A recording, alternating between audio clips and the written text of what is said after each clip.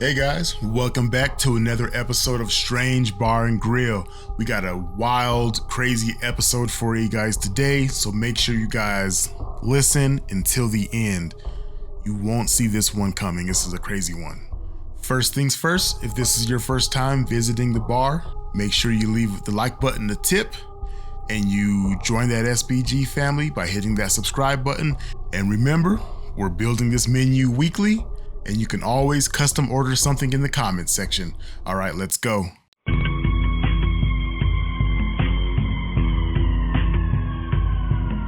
It was a cold December evening in 1997.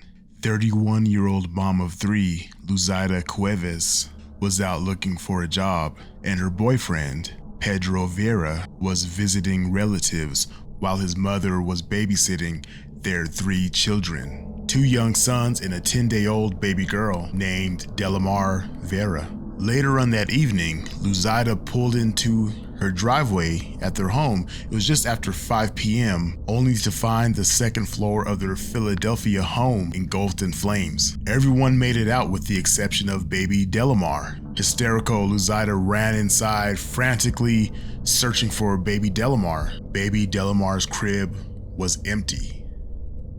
Frantically, Luzaida ran back down the stairs. She met with the firefighters and she tried telling them and pleading, hey, my child is in this house. I cannot find her. It's on fire. I cannot find my 10-day-old baby. But her screams fell on deaf ears. Nobody would listen to her. They sent them to the hospital. They were treated for burns. Everyone survived this horrible fire, but baby Delimar was nowhere to be found. A report later on would actually come out and it would say, baby Delimar perished in this fire, that she was so badly burned. That's why the mother, Luzaida, could not find baby Delimar. She was burnt up in this fire, in these flames, and that's why you could not find her. The firefighters determined it was an accidental fire. It looked like someone had rigged up their own makeshift extension cord, and that's what ultimately sparked the fire that caused that second floor to burn, and burning and killing baby Delimar. But Luzaida did not believe her child died in this fire. People thought she was insane. They thought she was maybe losing her mind, because she just says, hey, I know my child is not dead. You guys say she burnt up in this fire, and her remains basically could not be found because she was so badly burned. Again, this case was quickly closed. Like, they closed this case out. Again, Luzaida was just very, very adamant about, hey, my daughter was not found. She was not in this house when this fire went ablaze. Somebody help me. Nobody would help her. They just basically said, hey, get over it. Like, you're insane, you're crazy. And again, Luzaida would try to tell the authorities, like, hey, the window was wide open next to the crib. There was no baby in the crib when I went in there, just minutes after the fire started. If I was able to get in there, I should be able to see the baby somewhere. And again, Luzaida will repeat this story to anybody that would listen. Again, people brushed her off, said she was crazy. They just kind of like just pushed her aside and said, you know what, we're tired of hearing about this case. Your daughter died in a fire. We get it, it's tough losing a child, but the firefighters determined your daughter died in this fire. Even Pedro, the child's father, told Luzaida, just let it go. It's the baby's, she perished in this fire, just let it go. Just time to move on and live life. We have other children and they need our attention. And ultimately Pedro and Luzaida would have another child in the year 2000, but ultimately they would split. And I think that was largely due to Luzaida believing her child was out there and alive, and Pedro kind of tired of hearing about it and just wanted to move on with his life. In January of 2023, Luzaida was invited to attend a children's birthday party, a party thrown by Pedro Vera's sister. Also invited was Carolyn Correa, Pedro's 41-year-old cousin through a marriage. And Luzaida got to the party. She's mingling with the guests, she sees all the other children there playing, and she sees Carolyn's 6-year-old daughter. And she can't just get out of her mind about how much this little girl looks like herself, but also looks like baby Delimar. This little girl and baby Delimar both have the same dimples, and she also looked like Luzida's other children. And again, she just can't get this thought out of her mind, just like, hey, she looks a lot like baby Delimar. She knew that if she brought this up, everybody would think she was crazy, so she didn't mention it to anyone. She kind of kept it to herself, but it just kept kind of nagging at her like, hey, this baby looks like my baby. And Luzida, kind of thinking on her feet here, she says, you know what, let me try something real quick. So she calls Caroline's daughter over, baby Aaliyah, the 6-year-old. She calls her over and says, hey, you have gum in your hair. Let me help you get that gum out of your hair. So she basically kind of goes in her hair. She kind of like plucks out a couple strands and wraps it in a napkin and puts it in her pocket, right, for safekeeping. And then later on, Luzida reaches out to the authorities and says, hey, I think I found my daughter. But the authorities don't look into it at all. They think, yeah, she's still crazy. She's a nut job. She doesn't know what she's talking about. She's just having a hard time losing her daughter. She thinks everyone's her daughter. She's, basically that whole thing. They call you crazy, right? But yeah, so she comes to the authorities with that suspicion, and they basically write it off and they don't look into it. So Luzida goes to the state representative, Angel Cruz, and he just could not deny this mother's intuition. So he actually, on her behalf, convinced the investigators to submit a DNA test. And guess what? It was a match. 6-year-old Aaliyah Hernandez was Delimar Vera. Caroline was immediately detained, and they performed a second DNA test, and they absolutely 100% determined that baby Aaliyah, or Delimar actually, was not Caroline's child.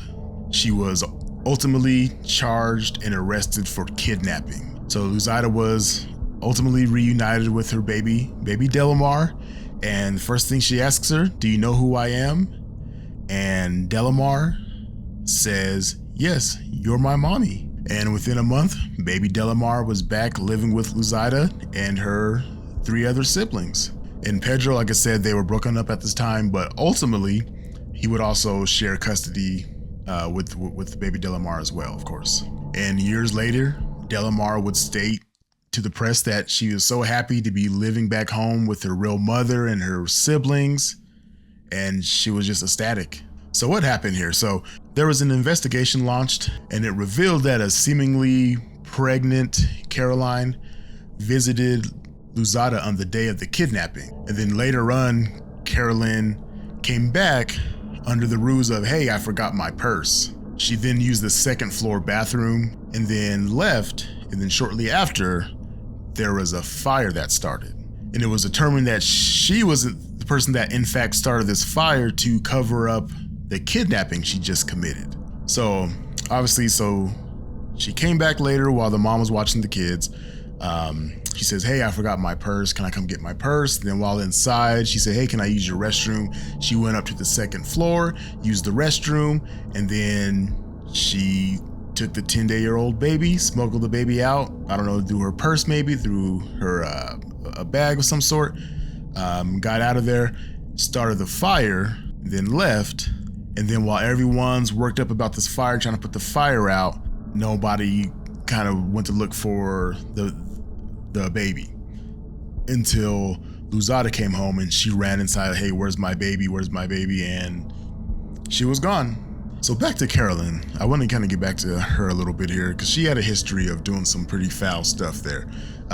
So Caroline, back in 1995, she was let go from one of her jobs for fraud reasons, I believe. She set that clinic on fire because she was let go from her job. So she has some issues there.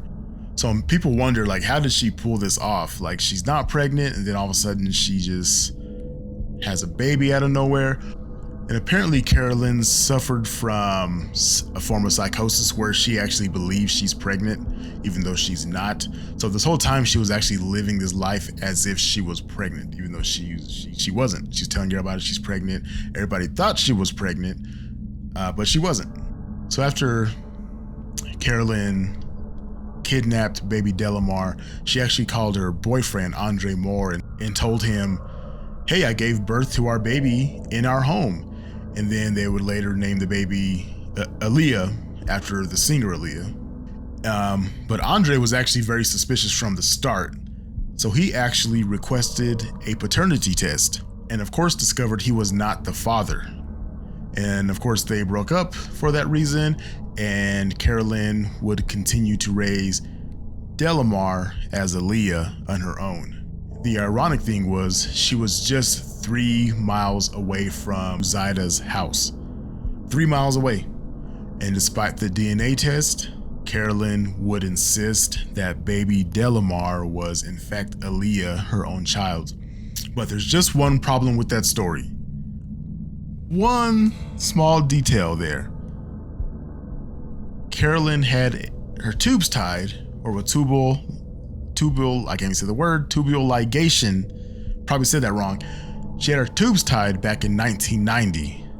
So grasping for straws here, Carolyn then later stated that she had an affair with Pedro and that he gave her baby Delimar after she had a stillborn child.